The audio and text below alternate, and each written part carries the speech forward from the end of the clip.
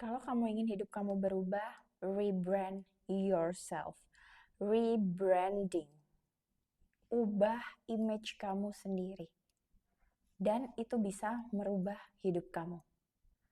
Kalau kamu yang dulu adalah kamu yang suka males-malesan, kamu yang gak memperhatikan penampilan, kamu yang males mandi, kamu yang gak peduli bagaimana kamu merias wajah kamu yang gak peduli bagaimana aroma tubuh kamu, itu kamu yang dulu.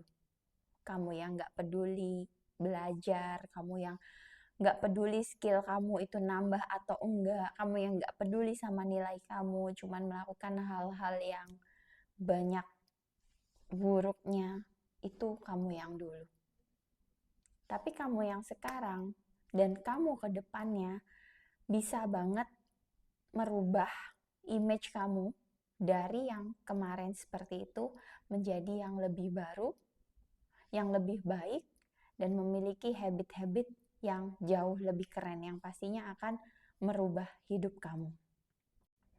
Anyway, thanks to subscribe my channel. Thanks for your comments. Thanks udah follow Instagram aku babyvoice99 dan TikTok aku babyvoice9. Thanks yang udah beli ebook aku, course aku. Thank you so much. Tanpa kalian aku nggak akan bisa sejauh ini. Apa yang mau aku sampaikan di video ini adalah bahwa kamu selalu bisa merubah diri kamu yang lama menjadi diri kamu yang baru, yang sangat berbeda. Rebranding, the power of rebranding, the power of merubah image kamu sendiri. Saat ini mungkin kamu ingin menjadi seseorang yang memiliki karakter tertentu. Nah, yang perlu kamu lakukan adalah bereaksi dan beraksi seperti orang yang kamu inginkan tadi. Contoh kamu punya muse ya, atau punya idola yang sangat sangat inspiratif bagi kamu dan kamu ingin seperti dia. Maka perlahan-lahan belajarlah apa yang dia lakukan untuk menjadi orang seperti itu. Ya, dan lakukan itu. Nggak apa-apa kita menjadikan orang lain inspirasi. Mungkin kalau kata orang kita mengcopy orang lain, anyway it's not copying, tapi dia menginspirasi kita dan itu tetap baik kalau nantinya membuat diri kamu lebih baik.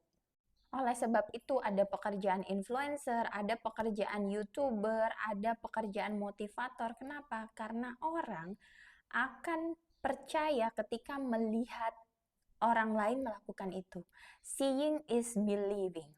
Oke, kita ambil contoh ya. Ketika kamu ingin merubah circle kamu, maka kamu harus berada di lingkungan orang-orang yang seperti kamu impikan, ngerti nggak? Dan ketika kamu ingin menuju ke sana, pastinya kamu akan sangat mikir keras bagaimana caranya kamu menuju ke sana, bagaimana caranya kamu elevate your circle, right? Dan itu adalah salah satu proses rebranding juga. Ya, meninggalkan orang-orang dari brand lama kamu, image lama kamu yang udah nggak align sama tujuan kamu di masa depan, itu namanya juga rebranding. Dan it's okay, dan that's very good. Oke, itu sangat-sangat baik. Ketika kamu ingin menjadi pebisnis yang sukses, maka kamu harus berteman dengan pebisnis-pebisnis yang sukses juga. Ya, kamu harus membuat realita kamu sendiri. Kamu ingin menjadi wanita yang lebih lembut, kamu ingin menjadi wanita yang lebih soft spoken, maka kamu harus melakukan itu juga. Berlatih untuk menjadi soft spoken. Kemudian orang-orang akan bilang, oh kamu sekarang berubah ya. Iya, aku berubah, aku merebranding myself, aku meninggalkan diri aku yang buruk, yang kemarin, yang gak lebih baik dari sekarang. So, I need to change myself because I want to change my life. Ini ada beberapa step yang bisa kamu lakukan untuk rebranding diri kamu, merubah image kamu yang lama menjadi yang baru. Kita akan bahas di beberapa step ini. Step yang pertama, memiliki morning routine. Jadi kamu punya rutinitas pagi hari yang selalu kamu lakukan. Aku juga sempat bahas di video aku sebelumnya, morning routine apa aja. Mungkin kamu bisa olahraga, kamu bisa masak, kamu bisa melakukan afirmasi atau doa di pagi hari, dan lain sebagainya. Itu sangat bagus. Itu adalah step pertama yang harus kamu lakukan untuk memulai hari kamu. Yang kedua, kamu harus melakukan audit terhadap orang-orang yang ada di sekitarmu. Audit. Jadi kamu bisa melihat bila mana orang itu baik untuk kamu atau tidak. Dan ketika kamu menemukan ternyata ada orang di sekitar kamu yang gak baik untuk kamu, yang selalu degrade kamu, devaluasi kamu, gak pernah senang kalau kamu ini maju, maka kamu harus melakukan langkah yang sangat besar, yaitu dengan meninggalkan orang tersebut. Oke, setelah kamu audit orang-orang yang ada di circle kamu dan kamu menemukan bahwa oke, orang ini nggak oke, orang ini nggak senang sama aku kalau aku happy, nggak senang sama aku kalau aku maju, maka kamu boleh meninggalkan orang itu. Oke, itu 2 step. Yang pertama morning routine dan kedua adalah audit orang-orang yang ada di sekitar kamu. Yang ketiga adalah fokus ke goals kamu dan kamu harus nge-breakdown goals kamu dalam bentuk harian, per jam, dan juga jangka panjang, ya, jangka pendek dan juga jangka panjang. Contoh, ketika kamu ingin membangun bisnis, maka di 1 bulan pertama apa yang harus kamu lakukan? Mungkin belajar tentang bisnis tersebut, belajar cara membuat bisnis atau belajar tentang financial, kemudian budgeting dan lain sebagainya. Belajarlah itu. Katakan kalau sebulan kelamaan seminggu lah, kamu belajar itu setiap hari, kamu nonton video di YouTube mungkin ya, tentang how to create business whatsoever. Lakukan itu. Itu adalah goals jangka pendek yang tadi kamu breakdown dari goals jangka panjang kamu. Goals jangka panjang kamu, dalam 3 tahun aku mau punya earning segini. Aku mau punya cabang sekian, bisnis kamu contohnya. Ya kamu itu, lakukan itu. Dari small steps tadi, baby steps, nanti mengerucut ke greater goals. Ya, 3 hal tadi. Yang pertama morning routine, yang kedua audit orang-orang di sekitar kamu, dan yang ketiga adalah setting goals. Oke?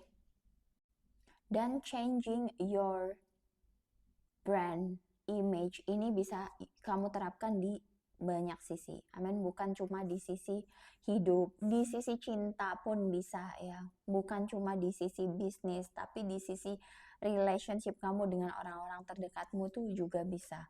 Kamu bisa nge-branding diri kamu menjadi kamu yang baru, memiliki hal-hal yang jauh lebih baik dari kamu sebelumnya, merubah hidupmu, bahkan merubah rezeki kamu ya, uang kamu yang ada di rekening, di dompet, whatsoever itu bisa berubah ketika kamu melakukan rebranding.